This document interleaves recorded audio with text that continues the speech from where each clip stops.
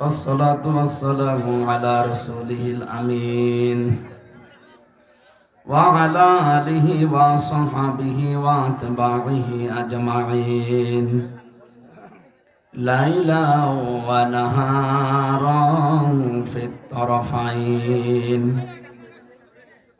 فقد قال الله تعالى في كلامه المجيد وبرهانه التوحيد. أعوذ بالله من الشيطان الرجيم. بسم الله الرحمن الرحيم.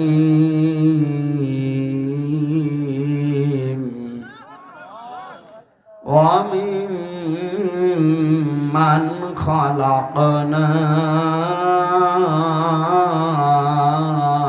أمة يهدون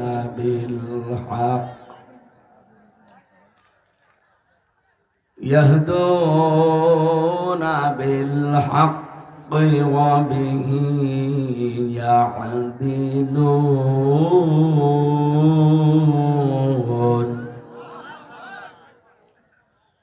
والذين كذبوا بآياتنا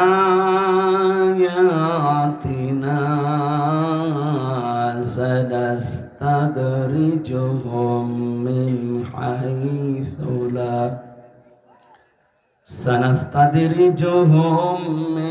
حيث لا يعلمون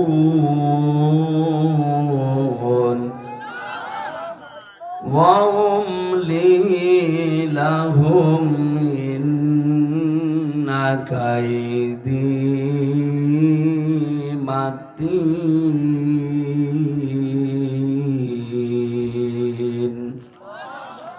صدقت يا ربنا.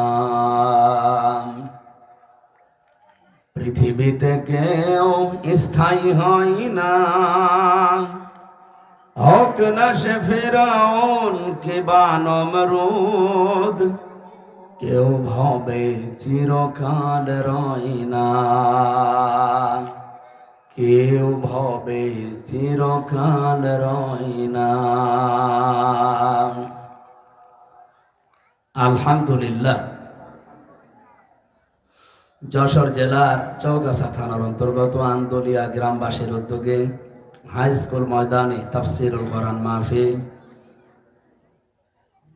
সভাপতির দায়িত্বে আছেন আলহাজ মাস্টার আজিজুর রহমান, সেক্রেটারি বাংলাদেশ জামাত ইসলামী 11 নম্বর শোক ফুকরিয়া ইউনিয়ন পরিষদ। এ মাহফিলের প্রধান অতিথি মাওলানা গোলাম মোর্শেদ, আমির বাংলাদেশ জামাত ইসলামী চৌগাছা শাখা। বিশেষ অতিথি জনাব আব্দুল আলিম, সভাপতি বাংলাদেশ জামাত ইসলামী 11 নম্বর শোক ফুকরিয়া ইউনিয়ন। এতক্ষণ যিনি আলোচনা রাখলেন আপনাদের পাশের থানা মহেশপুরের সন্তান, ইসলামিক চিন্তাবিদ, মুফাসসিরে কোরআন, হাফেজ মাওলানা মুফতি হাফিজুর রহমান জিহাদি। আলোচনা রেখেছেন মাওলানা হোসেন মাহফুজ চুয়াডাঙ্গা। মঞ্চে বসা সম্মানিত ব্যক্তিবর্গ, পাখা দিলে ভালো হতো, গা ঘেমে গেলে তো আবার ঠান্ডা বসে যাবে। আছে যদি থাকে দেন, নিয়ে আসতে বলেন।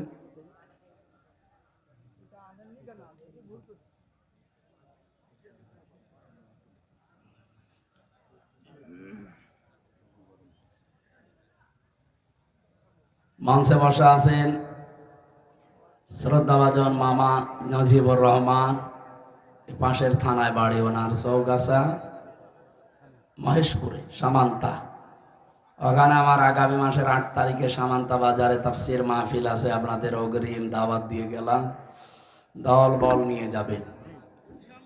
আহলুল কোরআন হুম আহলুল্লাহি ওয়া খাসসাতুহু, যারা কোরআনওয়ালা তারা আল্লাহওয়ালা।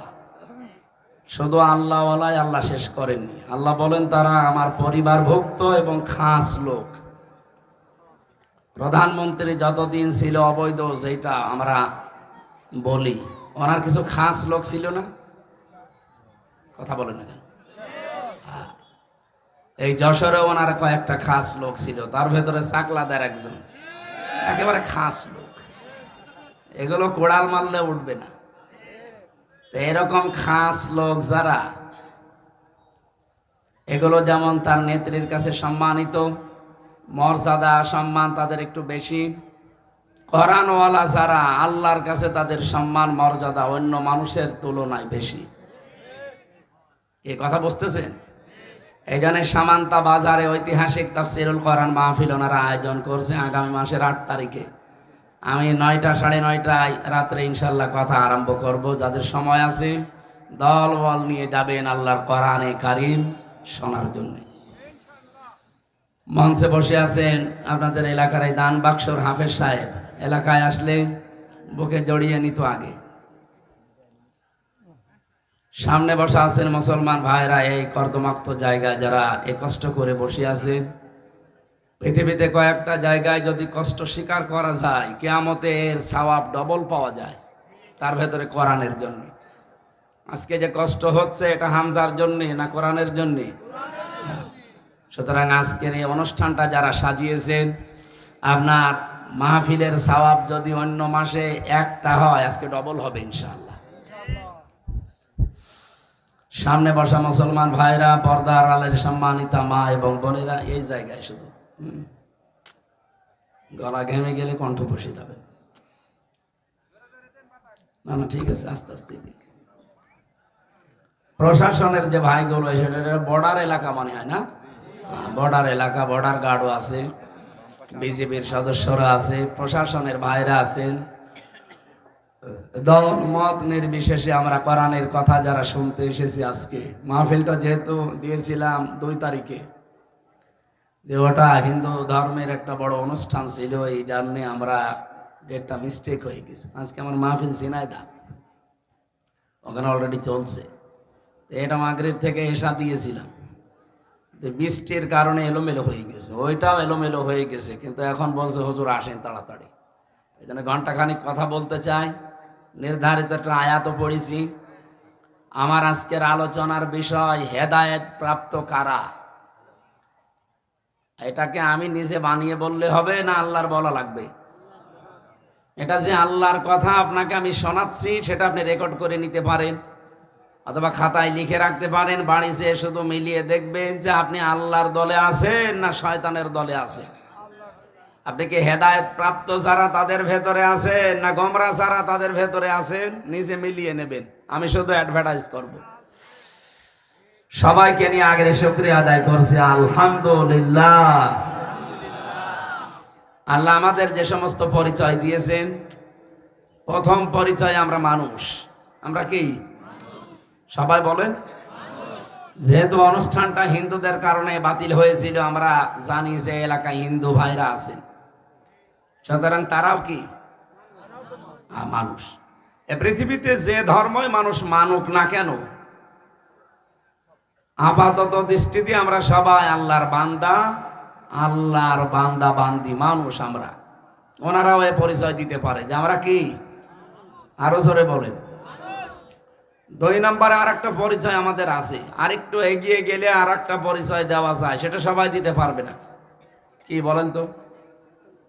না না, খলিফা। আমরা মানুষের পরে আরেকটা পরিচয় দিতে পারি, জবান খুলে বলেন কি? খলিফা কি করে, কোথায় থাকে? খলিফার কাজ জমিনে। এজন্য আল্লাহ পাক যখন আমাদেরকে বানানোর ইচ্ছা ইরাদা মনস্থ করেছিলেন, ফেরেশতাদের কাছে একটা পরামর্শ নিয়েছিলেন, ইন্নী জাইলুম ফিল আরদি খলিফা। অবশ্যই আমি জমিনে খলিফা পাঠাতে চাই। কোথায়? যশোরবাসী কান খাড়া করে শোনেন। এটা দিয়েতে যদি আপনার সব দিকে এলোমেলো হয়ে যায়, দেন না কেন, তাড়াতাড়ি করেন।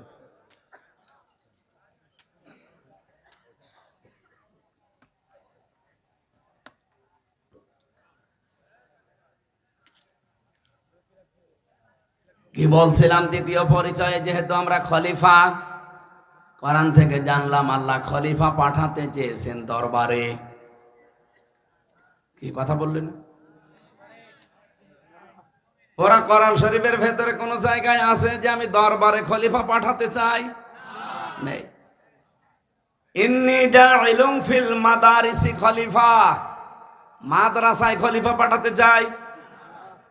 ইন্নী জাইলুম ফিল মাসাজিদি খলিফা, মসজিদে খলিফা পাঠাতে চাই। আছে? নেই। আমাদের এই বাংলাদেশে আমরা খলিফা বলি কাদেরকে? যারা কাপড় চোপড় সেলাই করে, দর্জি, এরা নাকি খলিফা। চুল কেটে দেয় নাপিত, এরাও খলিফা। এমনকি ভিক্ষা করে, তাদেরকে অনেক জেলায় দেখি খলিফা বলে। আল্লাহ বলেন আমি খলিফা হিসাবে তোমাদেরকে পাঠিয়েছি। ইন্নী জাইলুম ফিল আরদি খলিফা। কোথায়? আর জোরে। কাটসাট কটা এটাই। জমিনে আল্লাহ আমাদেরকে খলিফা করে পাঠিয়েছিলেন, আমরা জমিনে নেই। জালেমরা জমিন ফাঁকা পেয়েছিল, 80 মাইল বেগে চালাচ্ছিল। কি 180 মাইল বেগে চালাচ্ছিল এই জমিন। আমাদের এই দেশে যা রাস্তাঘাট আমার তো সব আয়ত্তে আছে। 630টা থানার রাস্তাঘাট আমি প্রায় সব গেছি কম বেশি। এই গল্প আপনারা করছেন, তো আমার তুলে দিলেন কেন? হ্যাঁ, আবার কথা বলেন। না না, এভাবে ক্লাস করা যাবে না।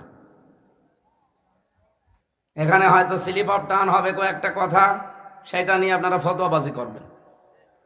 ভালো করে শোনেন কি বলতে চায়, আর দেখেন তো মেলে কিনা। কোরআনে কারীম জানাচ্ছে তোমাদেরকে আমি খলিফা করে পাঠিয়েছি জমিনে। তোমরা জমিনে যেহেতু নেই, জমিন তো ফাঁকা থাকবে না।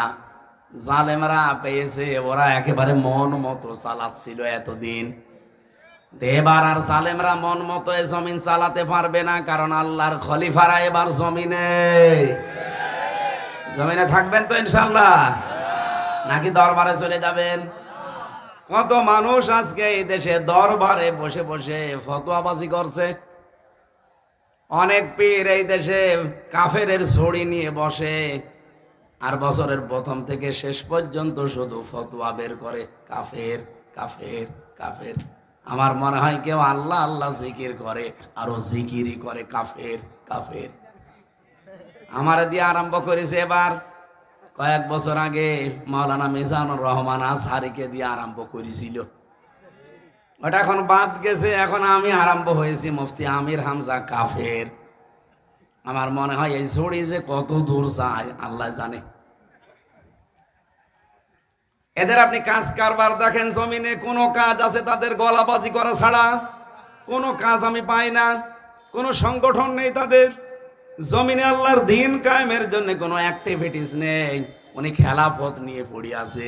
আরে ভাই, খেলাফত প্রতিষ্ঠা আমরাও চাই, কিন্তু যে পদ্ধতিতে আপনি বলতেছেন ও পদ্ধতি বাংলাদেশে এখন সম্ভব না। আফগানিস্তানে হয়, এখানে হবে না কেন? আফগানিস্তান আর বাংলাদেশ সমান। আপনার দেশে কয়টা পাহাড় আছে? আপনি যে লোকাবেন, কোথায় লোকাবেন? সশস্ত্র হামলা করে লুকিয়ে থাকার জায়গা লাগে, টিকে থাকতে হবে না জমিনে। ওখানে ওরা পাহাড়ের উপর বম্বিং করে কিছুই করতে পারে নাই, সুড়ঙ্গ করে এমন থাকার জায়গা বানিয়েছে আফগানিরা। একটা না দুইটা পরাশক্তি রাশিয়া আর আমেরিকা 40 বছর একাধারে চেষ্টা চালিয়েছে, কিছুই করতে পারে নাই। আর আমাদের 40 বছর লাগবে, 40 মিনিটে তো তামা বানিয়ে ফেলবে। আপনারা ধান্দাবাজি বন্ধ করেন। উনি ফতোয়া বের করছে নতুন নতুন যে বাংলাদেশে জামাত ইসলামী, এই 80 বছর এই দেশে জামাত ইসলামী চলছে, এদের অবদান নাকি জিরো, কিছুই নেই। এদের দুনিয়া আখেরাত নাকি সবই বরবাদ। আরে ভাই, দুনিয়ারটা নাই বলতে পারলেন, তে আখেরাত কি আপনার হাতে? আপনি কি ফতোয়া দিলেন বলেন? আমি কয়েকদিন আগে সাংবাদিক একটা মত বিনিময় অনুষ্ঠান ছিল সাংবাদিকদের স্মরণে, ওনাদের সম্মানার্থে ওনাদের দায়িত্ব কর্তব্য কি, এটা কোরআন দিয়ে হাদিস দিয়ে আর বাস্তবতা দিয়ে বলতে গিয়ে একটা কথা আমার ওভাবে বলা ঠিক হয়নি। বলেছিলাম যে সংবাদ এটা নবী থেকে আসা, কারণ নবী মানে সংবাদ বাহক। যারা সত্যের সংবাদ বহন করে নিয়ে বেড়ায় তাদেরকে আল্লাহ রাব্বুল আলামিন এই পৃথিবীতে নবী করে পাঠিয়েছিলেন। কি আমি দলিল দিয়েছিলাম সূরা কলমের 4 নম্বর আয়াত দিয়ে, ওয়া ইন্না লাকা লাআজরান গায়রা মামনুন।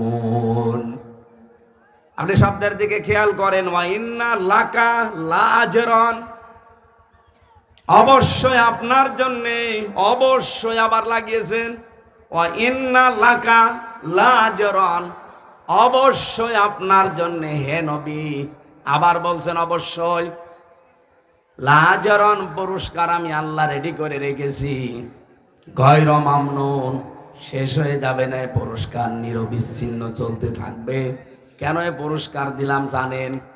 কারণ আপনি এই যে সংবাদ আমি যেটা আপনাকে দেই, এই সত্য সংবাদগুলো আমার বান্দা বান্দীদের কাছে পৌঁছাতে গেলে যে কষ্ট পান, সত্য কথা তুলে ধরতে গেলে যে কষ্ট আসে, আঘাত আসে, যে জুলুম নির্যাতনের স্টিম রোলার আপনার দিকে আসতে থাকে, এগুলো মোকাবেলা করেও আপনি যে সত্য সংবাদ পৌঁছিয়ে দেন, এই কারণে আপনাকে আমি নিরবিচ্ছিন্ন পুরস্কার দেব।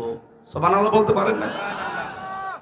নবী যদি সত্যের কথাগুলো সঠিকভাবে তুলে ধরতে পারে, এই পৃথিবীতে যারা সাংবাদিক তাদেরও উচিত, যারা এই দেশে নেতৃত্ব দেয় তারা যদি আদর্শ হিসাবে নেতা গ্রহণ করতে হলে মুহাম্মদুর রাসূলুল্লাহকে গ্রহণ করবে না? বলেন না কেন? কেউ যদি স্বামী হতে চায় আদর্শ স্বামী, সে মুহাম্মদুর রাসূলুল্লাহর মতো হবে। কথা বলা লাগবে। কেউ যদি নানা হতে চায় তাহলে আদর্শ নানা হতে হলে মুহাম্মদুর রাসূলুল্লাহকে ফলো করা লাগবে। কথা বলেন। কেউ যদি রাষ্ট্রনায়ক হতে চায় তাহলে আদর্শ রাষ্ট্রনায়ক হতে হলে তাকে মুহাম্মদুর রাসূলুল্লাহকে ফলো করা লাগবে। এইটা বলতে বলতে আমার মাত্র 6 মিনিট সময় ছিল, পুরাটা গোছাতে পারি নাই। আমি একবারেই বলেছিলাম যারা সাংবাদিক, সংবাদ বাহক, আপনাদেরও আদর্শ যেন হয় মুহাম্মদুর রাসূলুল্লাহ। আপনারা সাংবাদিকতা করেন, এটা কিন্তু মহান পেশা বলে আমরা ধরি অনেকে, যে মহান পেশায় আছে। আপনারা মহান পেশায় তখন থাকবেন যখন সত্যকে সত্য বলে তুলে ধরবেন আর মিথ্যাকে মিথ্যা বলে জানিয়ে দেবেন, তখন ওই পেশাটা মহান হবে। কিন্তু সাংবাদিকরা হয়তো অনেকে এখন ওই পথে নেই, তারা সত্য মিথ্যাকে মিশ্রণ করে একটা সংবাদ ছড়িয়ে দেয়, আর এটা সব চাইতে বেশি হয় বাংলাদেশে। কি কথা বলেন না কেন? আমি কয়েকটা সাংবাদিক সংবাদপত্রের রিপোর্ট অনুযায়ী 3 বছর জেলে ছিলাম, বিশেষ করে যুগান্তর, টেলিভিশনের ভেতরে ডিবিসি, সময় টিভি, আর টিভি, এরা এমন এমন ভাবে কালার করার জন্য নিউজ বানায়। হ্যাঁ, আমি কথা বলেছি ঠিক, কিন্তু কথাগুলোরা আগের কথা পরের কথা কেটে মাঝখানটা দিয়ে দেয়। এমন ভাবে হেডলাইন বানায় যে দোষ আমারই মনে হয়, অথচ পুরা 1.5 ঘন্টা 2 ঘন্টা বক্তব্য শোনে না, মাত্র 1.5 মিনিট 2 মিনিট শোনে। আমি সাংবাদিকদের সম্মানার্থে যে কথাগুলো বলেছিলাম ওখানে প্রায় 6 মিনিট, সেখানে মাত্র 25 সেকেন্ড দিয়েছে, আর 5 মিনিট 35 সেকেন্ড কেটে দিয়েছে। মানুষ তো এমনি ভুল বসবে। আর এটা শোনার পরে আগা নেই মাথা নেই, এই যে কিছু পীর নামে কলঙ্ক, এগুলো আমি কলঙ্কই বলি। কারণ যাদের পেট পোষা ধান্দাবাজি ছাড়া দুনিয়ায় কিছু নেই, খালি গলাবাজি ধান্দাবাজি করে চলছে, মানুষকে ধোকা দিয়ে বোকা বানিয়ে এরা ফতোয়া দেওয়া আরম্ভ করে দিল, হামজা কাফের। আপনি জানেন কেউ যদি কাফের না হয়, ওইটা কিন্তু ঘুরে যে বলবে তার দিকে যায়। কথা বলেন না কেন? আমার মনের অবস্থা তো আপনি জানেন না, আমি কোন নিয়তে বলেছিলাম, কোন সিচুয়েশনে বলেছিলাম, কোন অবস্থায় বলেছি, ওটা আমি জানি আর আমার আল্লাহ জানে। কারণ আমলের ফলাফল নিয়তের উপরে নির্ভরশীল। ইন্নামাল আমালু বিন্নিয়াত, এই কথা বলছেন। আমার আকীদার বিষয় তার প্রকাশ করার বিষয় না, এটা তো মনের বিষয়। আমি রাসূলুল্লাহকে খাটো করার জন্য ওনাকে এই সংবাদ সম্মেলনে সাংবাদিকদের এই মত বিনিময় সভায় আমি ওনাকে সাংবাদিক বলে ডাক দিয়েছি না, আমি বলেছি রাসূলও সংবাদ পৌঁছিয়েছেন, আপনারা যদি সংবাদ রাসূলের মতো পৌঁছান আপনাদেরকেও আল্লাহ পুরস্কার দেবে। এই কথাটা ভুল কিসের? আপনি কাটছাট করে শুনলে তো ভুল মনে হবে। এটা নিয়ে সারা দেশে কিছু মানুষ যারা কুয়ার ব্যাং চার দেওয়ালের মাঝে যাদের অবস্থান, এরা ফতোয়াবাজি আরম্ভ করে দিল। কেন নবীকে সাংবাদিক বলল? অথচ নবী শব্দের শাব্দিক অর্থ হচ্ছে সংবাদ বাহক। যারা সংবাদগুলো বহন করে নিয়ে বেড়ায় তাদেরকে বাংলায় সাংবাদিকই বলে। উনি আমারে বলছে আমি সাংবাদিক নবীকে বলি না, বলি মেসেঞ্জার। মেসেঞ্জার মানে কি? মেসেঞ্জার তো আরো খারাপ শব্দ। ব্যাংকে যতগুলো পোস্ট আছে দেখবেন তার একটা পোস্ট আছে মেসেঞ্জার। এই যে চা মাটি নিয়ে দেয় পানি মানি, খুব ভালো পোস্ট। এই কথা বলছে না কেন? রাসূল শব্দটা এসেছে রসুলুন থেকে রেসালাত। এই রেসালাত শব্দের শাব্দিক অর্থ হচ্ছে পিয়ন। সংবাদ বহন করে যারা নিয়ে যায় তাদেরকে পিয়ন বলা হয়। কথা বলে না কেন? কিন্তু রাসূলুল্লাহকে পিয়ন আপনি বলতে পারবেন না। এই হিসাবে আমি যদি মুখ ফসকে বলেও ফেলি রাসূলুল্লাহ বা নবী মানে সাংবাদিক, আমি তো সরি বলেছি, আমি তো মাপ চেয়েছি, এমনকি রাতে তাহাজ্জুদ পড়েও আমি মাপ চেয়েছি। আমি আশা করছি আমার আল্লাহ আমাকে মাফ করে দেবে। কিন্তু আপনি কাফের বলে কি করলেন? আমার মনের অবস্থা আপনি জানেন না। আন্দাজে কাফের ফতোয়া দিয়ে আপনি এখন নিজেই কাফের। আজকে ফেসবুকে একজন লিখেছে অমক পীর সাহেব কাফের, আসলেও কাফের। এত ফতোয়া আসে আপনার ফতোয়া তো হাসিনার বিরুদ্ধে শুনি না, আপনার ফতোয়া ডক্টর জাফর ইকবালের বিরুদ্ধে শুনি না, আপনার বিরুদ্ধে ফতোয়া তো ওবায়দুল কাদেরের বিরুদ্ধে শুনি না, আপনার ফতোয়া শাহিন চাকলাদারের বিরুদ্ধে শুনি না। আপনার যত ফতোয়া সব আমির হামজা আর মিজানুর রহমান আজহারির বিরুদ্ধে।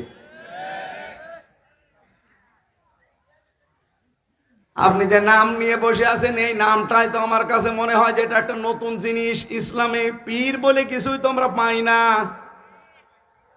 কিসের পীর আপনি?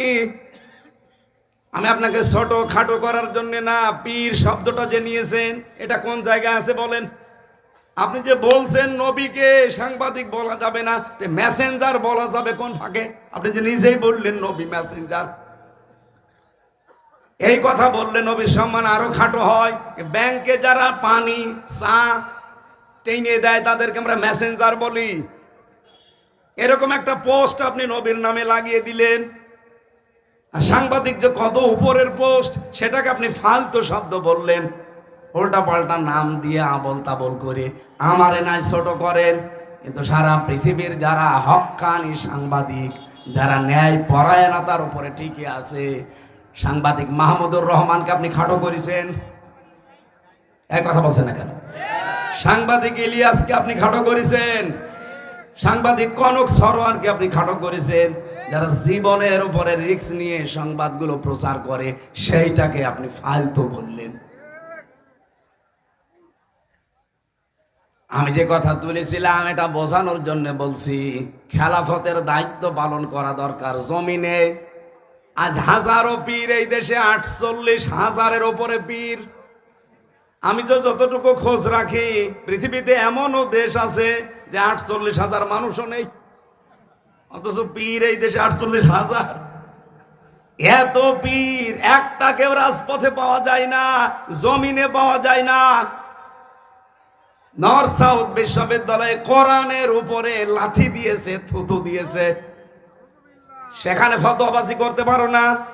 48,000 পীর যদি একবারে রাজপথে নেমে বলে এর বিচার না হলে কেউ দরবারে ফেরত যাব না, বিচার কালকে হবে। কোথায় আছেন আপনি? আপনি তো শুধু ভড়ি আর জব বানিয়ে ব্যস্ত আছেন। আপনি বলেন তো বাংলাদেশের একটা পীরকে দেখান যার ভড়ি বড় না, দেখান। আমি তো যতগুলো দেখেছি ওদের ভড়ি আর জহব্বা ছাড়া কিছু পাইনি। এত বড় বড় ভুড়ি, যেটা ফতোয়াবাজি করে কাফের বলে, ওরও ভুড়ি এরকম। চেয়ারে বসলে মনে হয় যে মাগুর মাছ, পেট মোটা মাছ।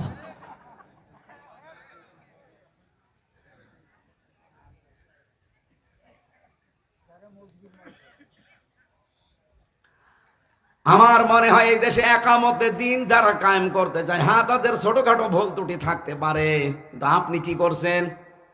তাদের মতো এই 17 বছর জেল জুলুম সহ্য করেছেন, একটা বার জেলে গেছেন আপনি? রিমান্ড কি বলছেন? 11 ঘন্টা আমার টাঙিয়ে রেখেছিল উল্টো করি, মাথায় দড়ি দিয়ে। আপনারা কয় ঘন্টা টাঙিয়েছে? বলো রসুলের মর্যাদা রাখে না। রসুলের মর্যাদা ঠিক রাখতে গিয়েই তো 3 বছর জেল কাটলাম। আমি প্রথম তিনি যদি মেনে নিতাম যে ঠিক আছে বাবা শাহজালাল সব হালাল, 3 বছর না 3 ঘন্টা আমার ছেলে থাকা লাগতো না। আর কুষ্টিয়া থেকে যখন নিয়ে যাচ্ছিল প্রতিমধ্যে আমারে ছেড়ে দিত, কারণ যাওয়ার সময় তো বারবার আমারে বলছিল ছাত্রলীগের শুধু ওলামা লীগ বলে একটা দল ছিল ওই সময়, ছিল না? ওই দলের সদস্য হবেন শুধু বিশ্ববিদ্যালয়, বাকি আপনার কিছু করা লাগবে না, কারণ আপনি আসলে আমরা অনেক মানুষ নিয়ে আসতে পারবো, এই ধান্দায় ছিল তারা। আমি একবারে কাটছাট বলেছিলাম না, আপনারা যা ইচ্ছা তাই করতে পারেন। মিথ্যা মামলা দিয়েছেন এটা আমি জানি, যে আরো দিন, কিন্তু আমি সত্যের উপরে যেটা আমি বুঝেছি, এক চুলো আমার নড়াতে পারবে না। রিমান্ডের পর রিমান্ড দিয়েছে, প্রথম 5 দিন দিয়ে হয়নি, আবার দিয়েছে 5 দিন।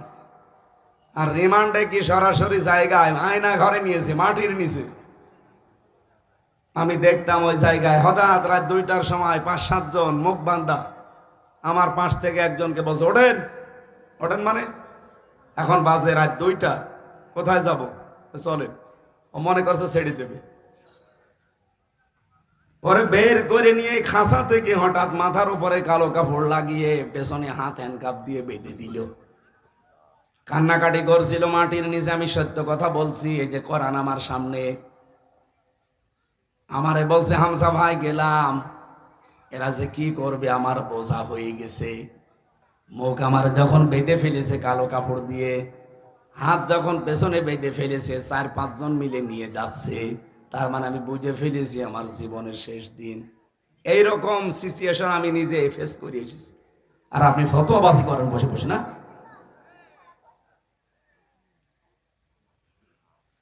কত মানুষকে এখনো পর্যন্ত, যদি হাসিনা থাকতো আমার মনে হয় আয়না ঘরে থাকা লাগতো। একই কথা বলছেন না? কত মানুষ 5 বছর 7 বছর আমি যেখানে ছিলাম সেই রুমে, তার পাশে দেওয়ালে লেখা ছিল তারিখ দিয়ে 2009-13 সালে ওখানে তারিখ দেওয়া, 8-8-2013 এভাবে তারিখ দিয়ে দেওয়ালে লিখে রেখেছে। এবং এই যে এই নখগুলো দিয়ে খুশিয়ে খুশিয়ে যে ভাই এই যে নাম্বারটা কষ্ট করে লিখেছি, যদি পারেন কেউ বাইরে যেতে এই নাম্বারে বলবেন যে আমি বেঁচে আছি। এই দৃশ্য দেখে একটা মানুষ ঠিক থাকতে পারে? কোথায় 13 সাল আর কোথায় 24 সাল? এতগুলো বছর তার জীবনে চলে গেছে, লোকটা জানে না যে এখন কোন বছর, লোকটা জানে না যে এখন আসলে কোন মাস, কোন দিন, এটা কি বার, কয়টা বাজে, কিছুই জানে না। দিনের পর দিন, বছরের পর বছর তার মাথার উপর দিয়ে, তার জীবনে কোনো ঈদ নেই, জমার নামাজ নেই। একটা মানুষ কিভাবে 8 বছর 10 বছর 14 বছর এভাবে থাকতে পারে? আপনি একটু নিজেকে দাঁড় করান তো। আপনি বড় বড় পেট নিয়ে ফতোয়াবাজি করেন, নিজেকে একটু ওই জায়গায় দাঁড় করান যে কি করে ব্যারিস্টার আরমান 8 বছর কাটিয়েছে। মুফতি ফখরুল ভাই আমার সাথে ছিল, আমার ফাঁসির কন্ডেম সেলের ভেতরে। আমার একদিন বলছে, হামজা ভাই এই যে মানুষ যে শাটপাট হয়ে শুয়ে থাকে, এটা যে কত বড় নিয়ামত আমি জানি। আমার এই পায়ের ভেতর দিয়ে হাত দিয়ে সামনে লোহার ব্যারিকেডের সাথে এই যে হ্যান্ডকাপ দিয়ে আটকিয়ে দিল। এইভাবেই বসে থাকা লাগবে 24 ঘন্টা, কায় তো হতে পারবেন না। আপনি শুনতেছে, আপনি একটু ভাবেন নিজেকে নিয়ে। ওই জায়গায় পায়খানা প্রসাব করার জন্য 24 ঘন্টায় মাত্র 1-2 বার সময় দেবে, তাই 1.5 মিনিট থেকে 2 মিনিট। আরে ভাই 1.5 মিনিট 2 মিনিট তো বসতেই সময় লাগে, এর ভেতরে আপনার টয়লেট শেষ করা লাগবে। আর টয়লেটের তাও তো দেওয়াল জালানা দরজা থাকলে হয়, কিছুই নেই, একেবারে ফাঁকা জায়গা, মাত্র 1.5 হাত একটা দেওয়াল দেওয়া আছে, দাঁড়ালে দেখা যায়, বসলে দেখা যায় না, এতটুকু একটা জায়গা। অথচ সামনে অফিসার বসে আছে। একটা যুবক মানুষ আমার মতো 33 বছর বয়স আমার, আপনি সামনে বসে বসে লাঠি ঘোরাচ্ছেন, 1.5 হাত 2 হাত মতো একটা সর্বোচ্চ দেওয়াল দেওয়া, এখানে কি টয়লেট করা যায়? এরকম পরিস্থিতি এই মাটির নিচে ঘরগুলো। জীবনে এতগুলো জিনিস ফেস করে আসলাম শুধু রাসূলুল্লাহর এই দল করতে গিয়ে, আল্লাহর নবীর আদর্শে থাকতে গিয়ে, আর আপনি এখন আমারে কাফের বানিয়ে দিলেন। আমি নাই কাফের হলাম, আপনি কি? আপনি তো কাফেরের বাপ।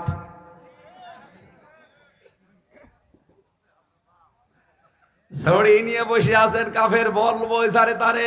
আমার এবছর দিয়ে আরম্ভ করলেন, আগামী বছর মনে হয় হাফিজরে দিয়ে আরম্ভ হবে, কারণ ও তো ফতুয়ার ঝড়ি নিয়ে বসে আছে। আপনি জামাত ইসলামের বিরুদ্ধেও বিষোদ্গার করেন যে 80 বছরে নাকি তাদের কোনো অর্জন নেই। আপনার নজরে পড়ে না অর্জন? এদের এত হাসপাতাল, এত ব্যাংকিং ব্যবস্থা। বাংলাদেশ জামাত ইসলামী এই দেশে যা করেছে, 73টা দল এই দেশে, সবাই যদি এভাবে করতো এই দেশ সোনায় সোহাগা হয়ে যেত। আর ওর চোখেই পড়ে না যে এদের নাকি কোনো অবদানই নেই। গণতন্ত্র গণতন্ত্র এই ফতোয়া তোলে যে গণতন্ত্র হারাম, এই জন্য ওদেরকে আমি দেখতে পারি না। আরে ভাই, আমি কোনোদিন আমরা বলেছি যে গণতন্ত্র হালাল? বলেছি আমরা? আর ওটা তো হারাম আমরাও জানি।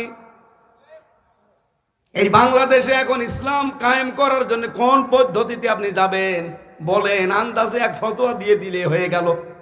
আপনি কি আফগানিস্তানের, আপনি কি সিরিয়ার, এরকম দেশের সশস্ত্র বিপ্লবের মাধ্যমে দেশে ইসলাম প্রতিষ্ঠা করার সেই কায়দা কৌশল, সে জায়গাগুলো কই? যে কোনো একটা ভাবে তো এগিয়ে যেতে হবে। আমাদের চারিদিকে শত্রু। পৃথিবীর অন্যান্য মুসলিম দেশগুলোর দিকে তাকান, আমি তো 57টা মুসলিম দেশের খবর জানি। অন্তত তাদের আশেপাশে আরো 2-3টা মুসলমান দেশ আছে, বর্ডারের সাথে বর্ডার লাগানো। আর আমরা এমন একটা ভূখণ্ড পেয়েছি, আমাদের চারিদিকে শয়তান। প্রতিবেশী নামে একটা কলঙ্ক। এতদিন যাই ছিল, এই 15 থেকে 20 বছরে যা অবস্থায়, এই পৃথিবীর নিকৃষ্ট শয়তান মোদি, যে আল্লাহর ঘর মসজিদ পর্যন্ত ভেঙ্গে গুড়িয়ে দিয়েছে। এখনো ভাঙছে বিভিন্ন মসজিদ। ভারতের এমনও জায়গা আছে, মুসলমানেরা যদি গরু জবাই করে ওই মুসলমানের জোহব্বা কেটে ফেলে, এমন জায়গায় আছে। এত বড় শত্রু দিয়ে আমাদের দেশটা ঘেরা। আর একটার সাথে একটু বর্ডার ছিল নদীর সাথে, মায়ানমার, ওটা আরো বড় শত্রু। নিজেদের দেশ বাংলাদেশের চাইতে 3 ডবল বড়। আমাদের 56,000 বর্গ মাইলের দেশ, এই দেশের চাইতে 3 ডবল বড় মায়ানমার। এত বড় বিশাল দেশ। আমি কয়েকদিন আগেও গিয়েছিলাম টেকনাফে, উখিয়ায়। রাত 12:30টার সময় আমারে নিয়ে গেল এই রোহিঙ্গাদের দেখার জন্যে। প্রশাসনের এক ভাই ছিল পরিচিত, বলছে চলেন দেখে আসি রোহিঙ্গা, কারণ ওদের রাত 9টার পরে বের হওয়া নিষেধ। এখন তো 12:30 বাজে, চলেন যায়। প্রায় 1/2 কিলোমিটার নিয়ে গেল। ওদের ছেলে মেয়ে বেশি, এসেছিল 11 লাখ, এখন শুনছি 25 লাখ। আল্লাহর নামে জন্ম দিয়ে যাচ্ছে। অথচ যেই দেশ থেকে ওদেরকে পাঠিয়েছে পিটিয়ে পিটিয়ে, ওই দেশে জায়গা আমাদের চাইতে 3 ডবল বড় জায়গা পড়ে আছে। নিজের দেশের মানুষকে, জনগণকে থাকতে দেয়নি, পাঠিয়ে দিয়েছে পিটিয়ে। এতটুকু ছোট্ট একটা দেশে তারপরেও তো আমরা 11 লাখ, এখন প্রায় 24-25 লাখ মানুষ আমরা রেখে দিয়েছি, কিছুই তো বলি না। বিশ্বে আমাদের মতো উদার আমার মনে হয় আর কোন দেশের মানুষ নেই। আমার ভাইরা, আল্লাহ আমাদেরকে খলিফা করে পাঠিয়েছিলেন কোথায় বলেন তো? আরো জোরে বলেন। জমিনে থাকার দরকার নেই, আরো জোরে।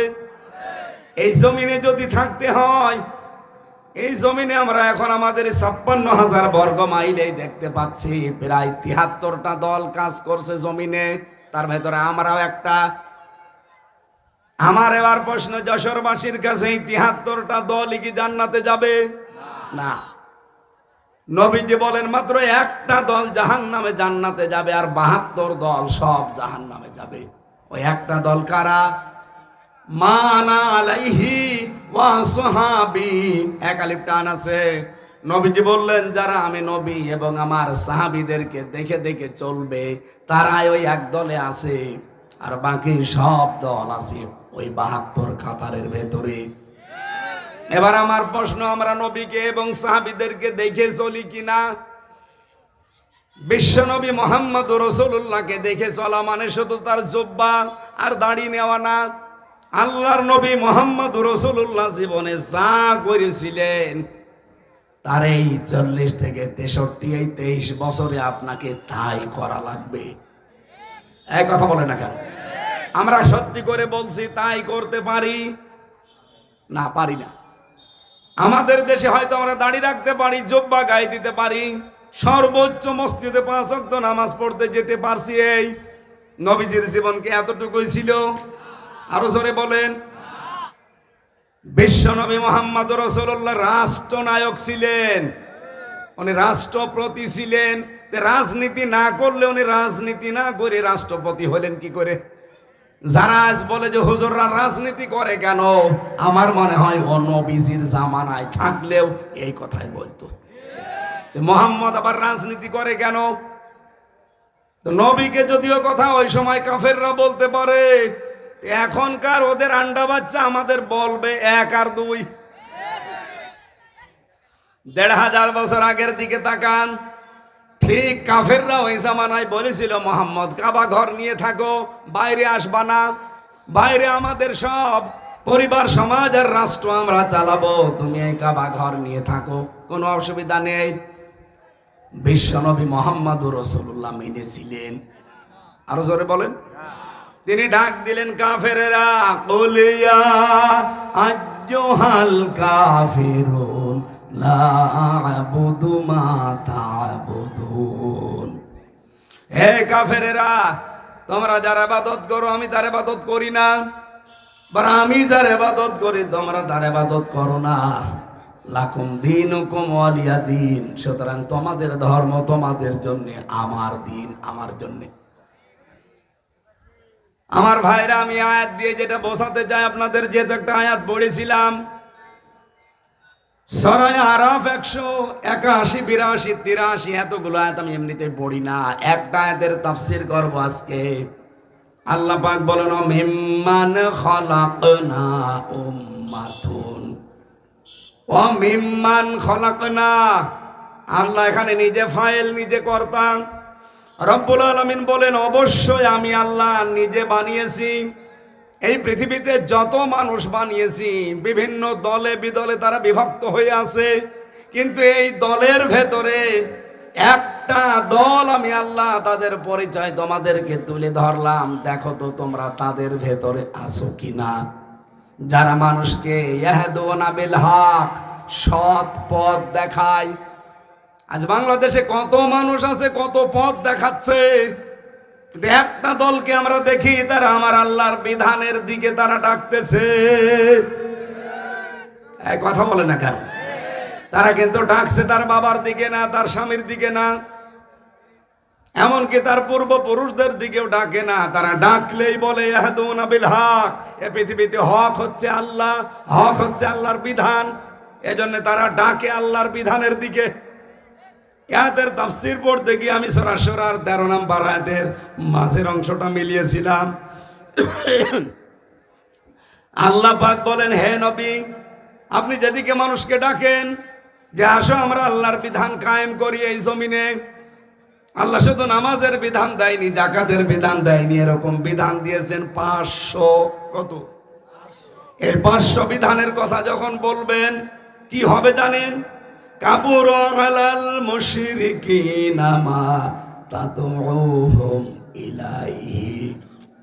যখন আপনি মানুষকে বলবে আসো আল্লাহর বিধানের দিকে, আল্লাহর এই যে এই নিয়ম নীতিগুলো আমরা কায়েম করি, আপনি দেখবেন সবচাইতে বেশি মন খারাপ করবে, রাগ করবে, অপছন্দ করবে এই কথাটা যারা মুশরিক। তারা কারা? বলেন বলেন। আমি নাম ধরেই বলছি, বাংলাদেশ জামাত ইসলামী। এরা কি আল্লাহর বিধান কায়েম করার কথা বলে না বলে না? তাহলে এদের এই কথা শুনলে যারা বলে যে এটাও আমাদের মতো রাজনীতি, এরা কথা শুনলে বলে যে এটাও আমাদের মতো ধান্দাবাজি। আরে এরা ডাকে আল্লাহর বিধান কায়েমের জন্য। আল্লাহ বলছেন এই কথা বললে রাগ করবে, মন খারাপ হবে, উল্টা পাল্টা ফতোয়া দেবে যারা মুশরিক তারা। তাহলে আপনি কি মুশরিক? এই বাংলাদেশে এখন তো মুশরিক কারা এটা প্রমাণ হয়ে যাচ্ছে। প্রশ্ন আসতে পারে, কই আমি তো শিরিক করি না, আমি তো মুশরিক না। আপনি টের পাচ্ছেন না? আপনি মুশরিক কিনা আপনি টের পাচ্ছেন না? অবশ্যই আপনি শিরিক করছেন, নয়তো আপনার খারাপ লাগে কোন কারণে? আপনার যদি ঈমান থেকেই থাকে, আমি এবার একটা দলিল বলছি, দেখেন আপনার ঈমান আছে ঠিক আছে। নবীজি বলেন ওযু করলে যেমন ওযু ভেঙে যায়, নামাজ পড়লে যেমন নামাজ ভেঙে যায়, ঈমান আনলেও মানুষের ঈমান ভেঙে যায়, নষ্ট হয়ে যায়। আজ যারা দিন কায়েমের কথা শুনলে রাগ করেন, তাদের যে ঈমান ভেঙে গেছে, নষ্ট হয়ে গেছে, এই কারণে তাদের রাগ হয়। আপনি মিলাবেন এই 10টা আপনার ভেতরে থাকলে, আপনি ঈমানদার দাবি করলো ঈমান নেই, আপনি বেঈমান, আপনার ঈমান ভেঙে গেছে, নষ্ট হয়ে গেছে। 1 নম্বরে আল্লাহর ইবাদতে কাউকে শরীক করা। এখন ইবাদত কি? খালি নামাজ পড়া ইবাদত, রোজা রাখা ইবাদত? বলেন বলেন। আল্লাহ পাক এই পৃথিবীতে ইবাদত হিসাবে দিয়েছেন যাকাত। আপনি সেই যাকাতের বিধান মানেন না, নিয়ে এসেছেন ওর পাশাপাশি সুদ। তাহলে এটা আল্লাহর সাথে শরীক কিনা? এদেশে নেই শরীক। 2 নম্বরে, হ্যাঁ এটা দলিল পাবেন সূরা নিসার 48 নম্বর আয়াতে, সূরা মায়েদার 72 নম্বর আয়াতে, ইন্নাল্লাহা লা ইয়াগফিরু আন ইউশরাকা বিহি ওয়া ইয়াগফিরু মা দুনা যালিকা লিমান ইয়াশা ইন্নাহু মা ইউশরিক বিল্লাহি ফাকাদ হারামাল্লাহু আলাইহিল জান্নাহ। 2 নম্বরে পেয়েছি আল্লাহ ও বান্দার মধ্যে কাউকে মধ্যস্থকারী যারা বানায়, এটা সূরা ইউনূসের 18 নম্বর আয়াতে আছে। এটা পৃথিবীর অন্য কোন দেশে না থাকলেও বাংলাদেশে আছে।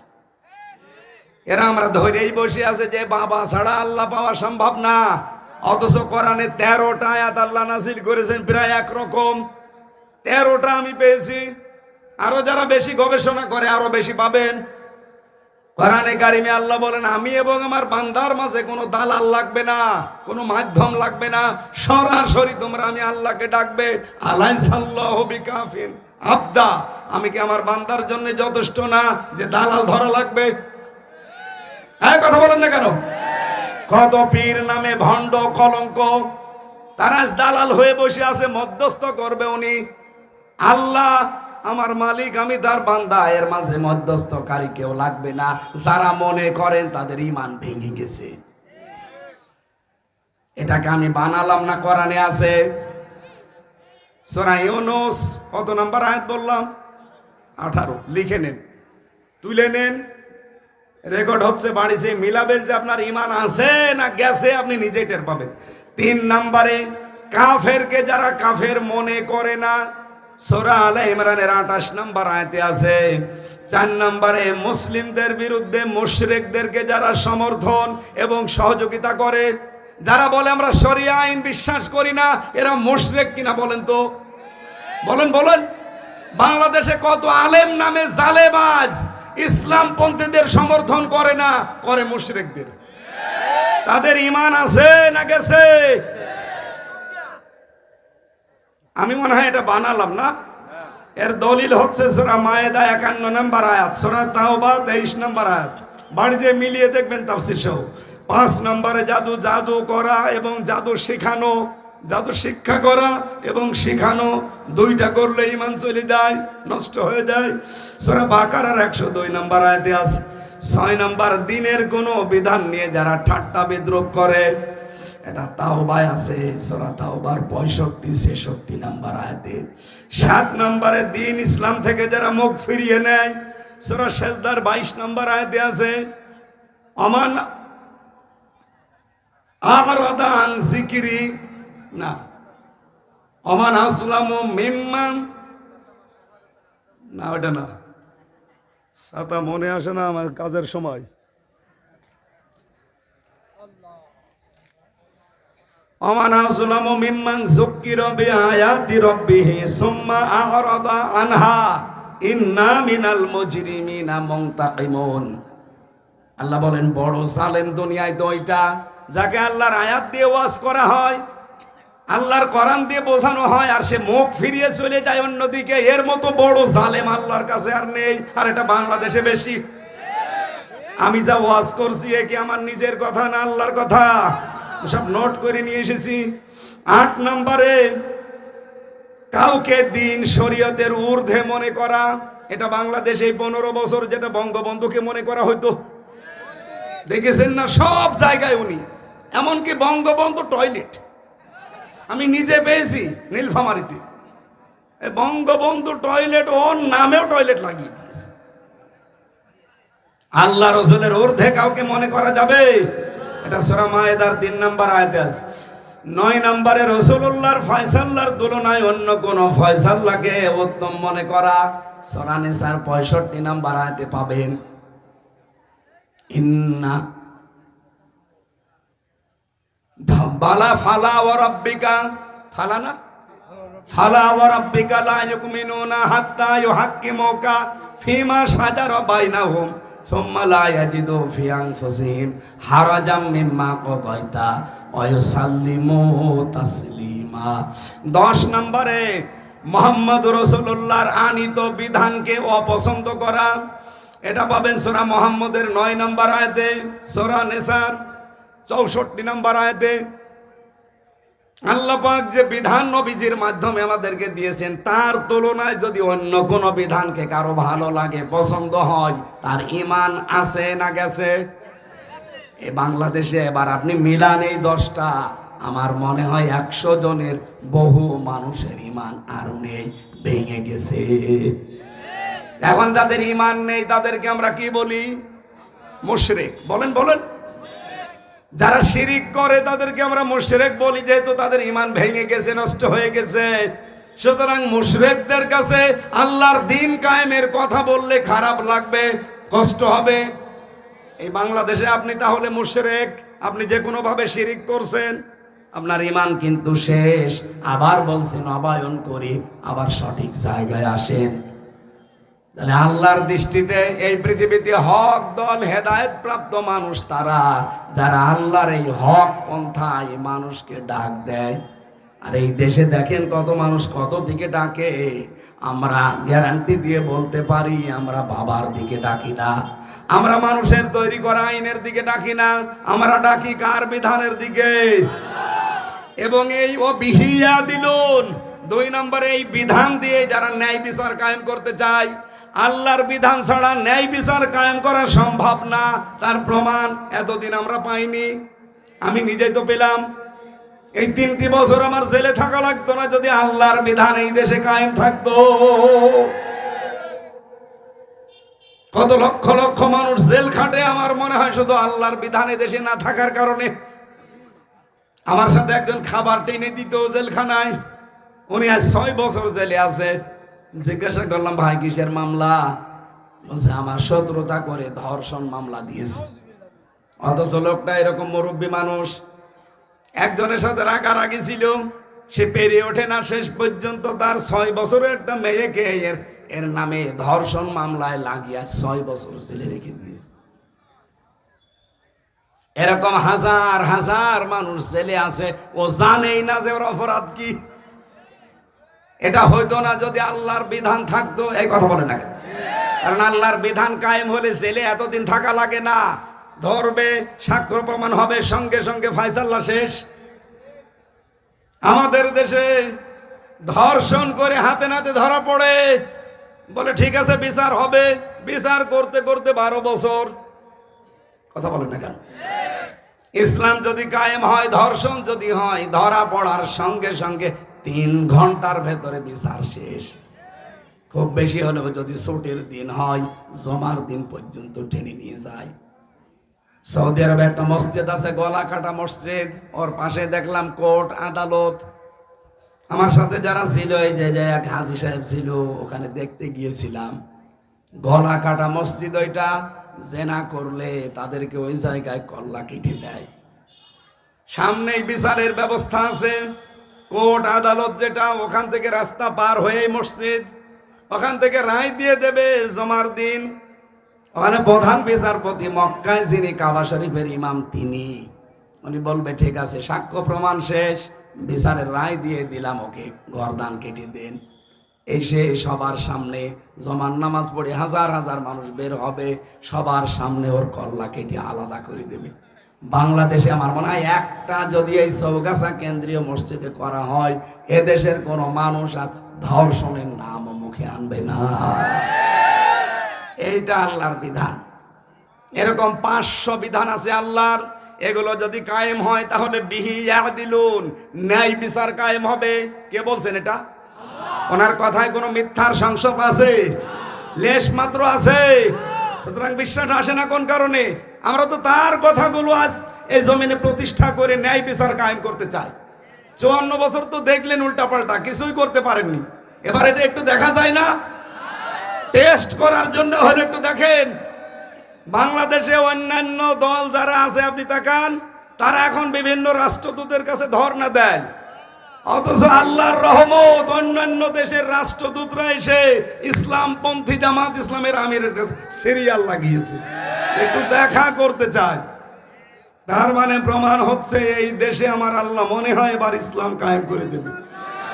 কারণ কোরআনে কারিমে আল্লাহ জানিয়েছে, সূরা কসস 5 নম্বর আয়াত, জমিনে যারা জুলুম, নির্যাতন, অত্যাচারের সবচেয়ে বেশি সম্মুখীন হয়, আল্লাহ তাদেরকে জমিনের নেতা বানায়, উত্তরাধিকারী বানায়, আর শাসন ক্ষমতা দিয়ে দেয়।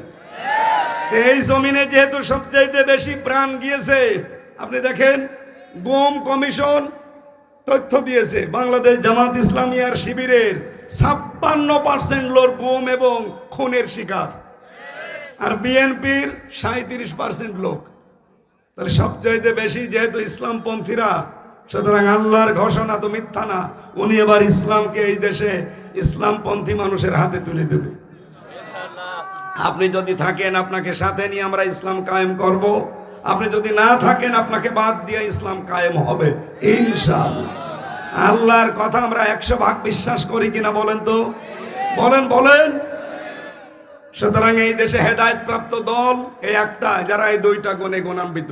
1 নম্বরে যারা হক পথে ডাকে, সত্য পথে ডাকে, সত্যের পথ দেখায় মানুষকে, ন্যায় পথ দেখায়, আর যারা এই পথ অনুযায়ী ন্যায় বিচার জমিনে কায়েম করতে চায়। এটা যারা করবে তারা এই দেশে হেদায়েত প্রাপ্ত দল। কারা করছে আপনি জানেন না? নাম ধরা লাগবে কোন কারণে? আপনি তো টের পাচ্ছেন না। পারলে আপনি সূরা আরাফের 181 নম্বর আয়াত বিস্তারিত তাফসীর সহ পড়েন, দেখবেন আমি যেটা বলতে চাই এটা চলে আসবে। আপনি আশা করছি এই 2টা গুণ যাদের ভেতরে পাবেন সেখানে থাকবেন। আমিন। যেহেতু অনুষ্ঠানটা ধরা লাগবে, এখন 9:15 বাজে, আমি মাওলানা হাফিজুরকে 2 মিনিট সময় দিচ্ছি। উনি একটা কাজ করবে, কেউ উঠে যাবেন না ভাই, মোনাজাত করে বাড়ি যাবো আমরা, একটু তাড়াতাড়ি ভাই। একটা হলে এটা আমি আরো ভাই আমাদের যেহেতু আরেকটা